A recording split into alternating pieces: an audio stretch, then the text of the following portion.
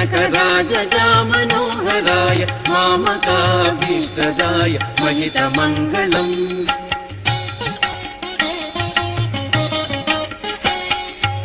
कोसलेशाय मन्दहासदासपोषणाय वासवादिविनुत सद्वरदमङ्गलम्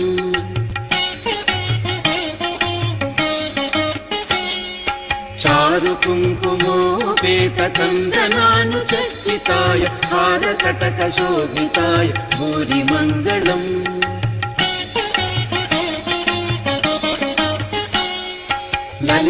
ललितरत्नकुण्डलाय तुलसीवनमालिकाय जलजसदृशदेहाय चारुमङ्गलम्